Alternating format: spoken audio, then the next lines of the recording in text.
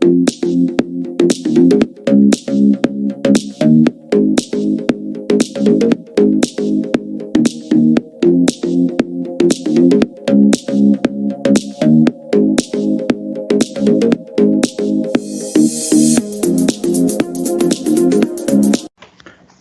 a hablar un poco de la historia de la ética. La ética nace en la época esclavista. Su aparición está relacionada con los profundos cataclismos producidos en las relaciones entre los hombres en el proceso de la sociedad primitiva a la civilización clasista. En el mundo antiguo, 4500 años antes de Cristo, los primitivos tenían la preocupación por determinar lo que está bien o está mal, aplicando un conjunto de valores, principios y normas concretas que en caso de infringirlos suponía un castigo. Entonces, mire, desde esa antigüedad ya habían las leyes dadas por si alguien faltaba a un valor o un principio, o una norma ya decretada por la misma sociedad. La explicación de lo que está bien o mal, basadas en las leyes inmutables de la naturaleza, creando normas o códigos morales marcadas por la tradición. Por ejemplo, en nuestra actualidad, botar basura, no sé, a la calle, moralmente está mal, porque sabemos que no podemos ensuciar nuestras calles, para eso están los tachos de basura. Son normas que nos rigen. Por ejemplo, en la actualidad de la pandemia tenemos que usar la mascarilla, aunque a muchas personas no les agrade, es una norma, entonces hay que usarla. Épocas de la historia en ética. Por ejemplo, en la época antigua, periodo histórico entre el siglo VII a.C. aproximadamente hasta el siglo IV después de Cristo, la ética en la antigüedad se estudia de manera breve desde el mundo homérico, pasando por los sofistas o presocráticos, llegando a la ética griega clásica con Sócrates, Platón y Aristóteles. Finalmente, la ética helenístico-romana con el neoplatonismo, el epicureísmo, el estoicismo, el escepticismo, entre otros. En la época medieval, vamos avanzando, la ética parte desde el periodo de la patrística con San Agustín, Santo Tomás, es decir, el periodo histórico entre el siglo V hasta el siglo XV después de Cristo, enmarcada por el pensamiento cristiano, católico y protestante. En la Edad Moderna, periodo aproximadamente desde el siglo XV hasta el siglo XVIII, con la ética del Renacimiento, de la Ilustración y la ética, especialmente de la filosofía alemana, desde Kant hasta Hegel y Herbart. Y en la contemporánea comprenden el histórico de los siglos XIX a XX, con la diversidad de postulados, planteamientos con autores como Freud, Scheler, Piaget, Adela Cortina y otros de trascendencia significativa. Miren la cantidad de autores, filósofos sobre la ética que pueden investigar, pueden hablar, pueden dialogar, pueden hacerme miles de trabajos con eso, no solamente encasillarse a un caso clínico forense, ¿correcto? En Egipto, desde el antiguo Egipto, casi 4000 años antes de Cristo, la sabiduría de Amenhotep, integridad, honradez, autodominio y amabilidad, y le explica cómo lograr estas metas en vida alejándose de los aduladores y depositando toda la confianza en los dioses para conseguir una vida feliz. En el mismo Egipto, las normas morales son recogidas por los papiros y el libro de los muertos, que dice: el fallecido era guiado por el dios Anubis ante la presencia de Osiris, donde debía jurar que no había cometido ningún pecado de una lista de 42. En Mesopotamia, la sabiduría de Hammurabi, rey de Babilonia, 1750 años antes de Cristo, se encuentra en un monumento legendario de cerámica. Se han recogido las normas morales, derechos y obligaciones de los médicos y de la sociedad, y es el célebre código de Hammurabi. En Grecia, o en la Grecia, Homero escribe en la Ilíada y en la Odisea sobre la ética del mundo antiguo, Se describen los héroes mitológicos y sus valores desde la fuerza física, la valentía, belleza, habilidad y linaje y héroes. En Grecia, los filósofos griegos que comienzan a especular sobre la verdadera virtud, lo verdadero de lo bueno, ¿y en qué concluyen? En lo siguiente: lo bueno es toda acción que beneficia a la comunidad y que la virtud, arte y capacidad de excelencia que permite destacar en algo sobre los demás, ser el mejor y prestar los mejores beneficios a la comunidad.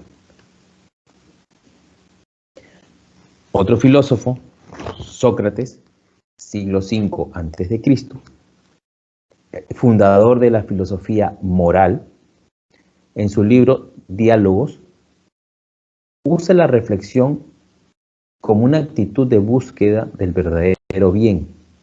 El conocimiento y la sabiduría son imprescindibles para una conducta y actitudes virtuosas. El autoconocimiento es la base de la moral, ya que la verdad habita en cada uno y podemos y debemos imitar y practicar la lección del templo de Apolo en Delfos: conócete a ti mismo. Acuérdense que muchas de estas palabras, de estas filosofías, mucho tienen que ver con el yo interno de nosotros. Por eso que algunos dicen, el que recibió una buena educación de sus padres debe tener unos buenos pilares de ética y de moral, de virtudes, sabiduría y respeto a los demás. Y eso, señores, viene de casa. Los colegios y las universidades podemos amoldarlos, porque si en casa desde pequeño no le enseñan, es bien difícil que puedan inventarse. Sócrates, ¿qué más dijo? La injusticia es malo y vergonzoso. La verdadera sabiduría está en reconocer la propia ignorancia.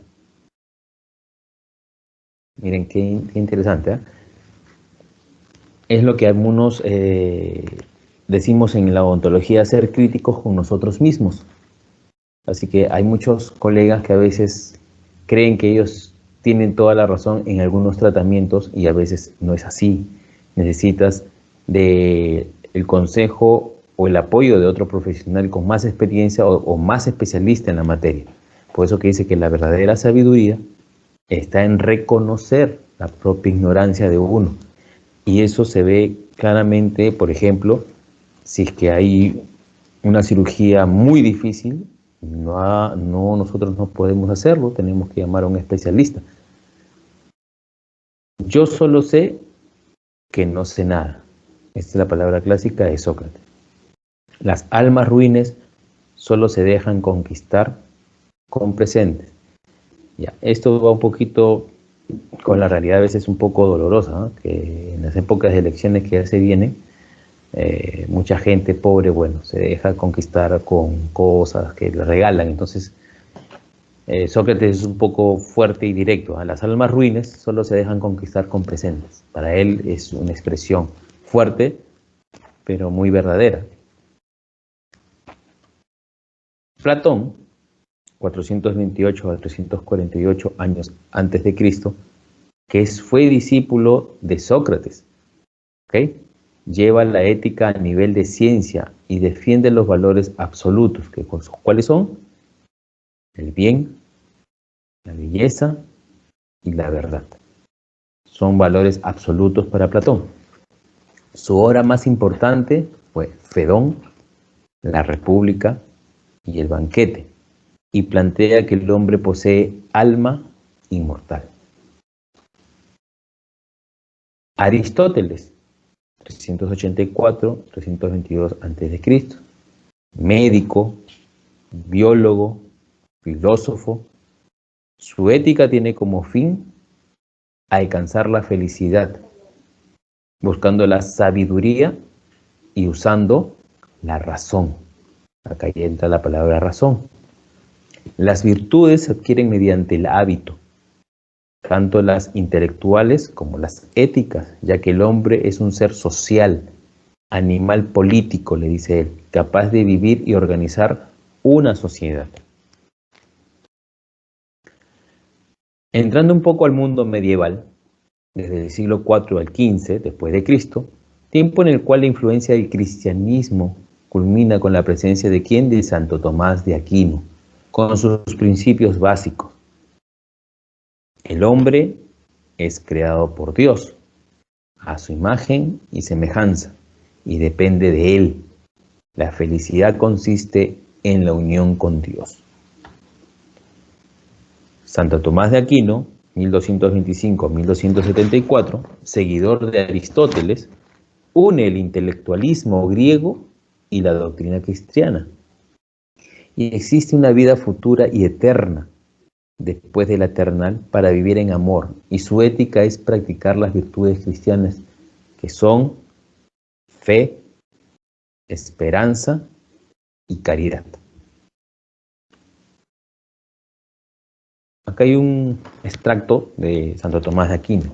Dice San Agustín que siendo Dios el bien supremo, de ningún modo permitiría que hubiese en sus obras mal alguno, si no fuese tan omnipotente, y bueno que del mal sacase bien. Luego pertenece a la infinita bondad de Dios permitir los males para de ellos obtener los bienes. En la Edad Moderna, siglos XV al XVIII, Descartes es considerado el padre de la filosofía moderna. Descartes separa la razón de la fe y la ética deja de estar influenciada por la religión. René Descartes, 1596 a 1650, filósofo francés, decía, dentro de muchas cosas, para investigar la verdad es preciso dudar, en cuanto sea posible, de todas las cosas. Dentro de la Edad Moderna, siglos XV al XVIII, Descartes dice, la búsqueda de la certeza.